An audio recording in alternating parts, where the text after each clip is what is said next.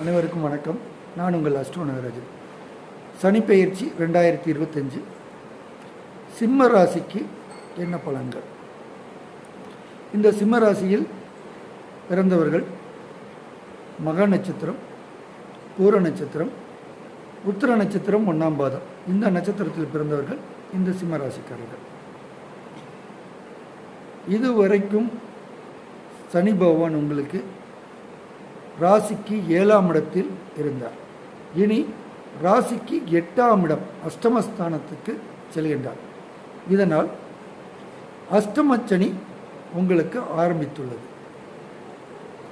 இந்த அஷ்டமச்சனி ஆரம்பித்துள்ளதனால் மிகவும் கவனமாக இருக்க வேண்டும்.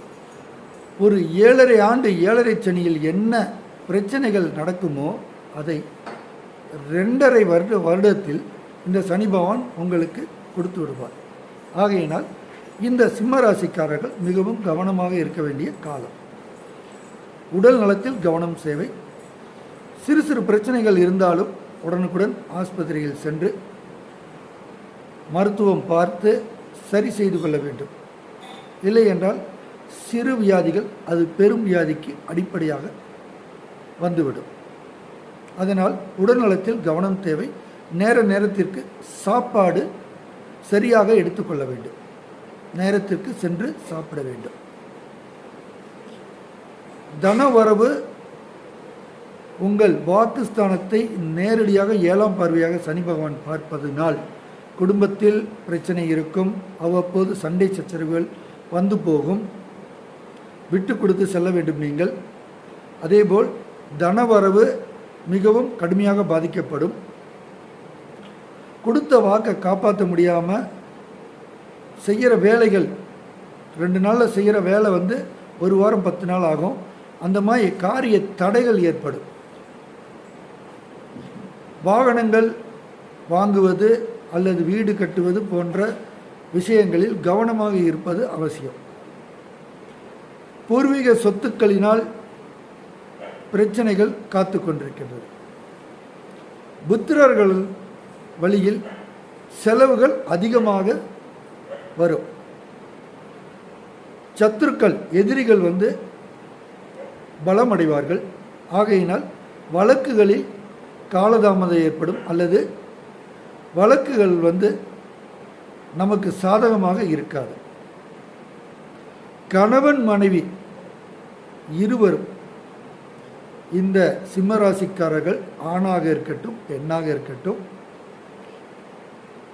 பேச்சு குறைத்துக் கொள்வது மிகவும் மிகவும் அவசியம். இந்த காலகட்டத்தில் சண்டை சச்சரவுகள் அதிகமாக இருக்கும் கணவன் மனைவி இடையே.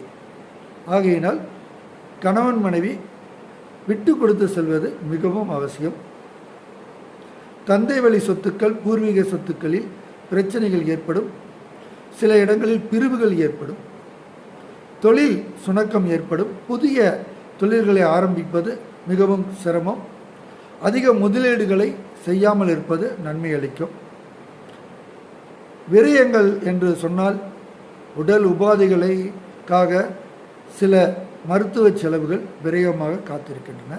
ஆகையினால் கவனமாக இருக்க வேண்டிய ராசி இந்த சிம்ம ராசிக்காரர்கள். இவர்கள் வழிபட வேண்டிய தெய்வம் சனிக்கிழமை தோறும் ஆஞ்சநேயர் வழிபாடு, திங்கட்கிழமை விநாயகர் வழிபாடு, செவ்வாய்க்கிழமை முருகன் வழிபாடு. இதை 3ஐயும் தவறாது செய்து வர வேண்டும். அப்படி செய்து வந்தீர்களானால் இந்த அஷ்டம சனியின் பாதிப்பிலிருந்து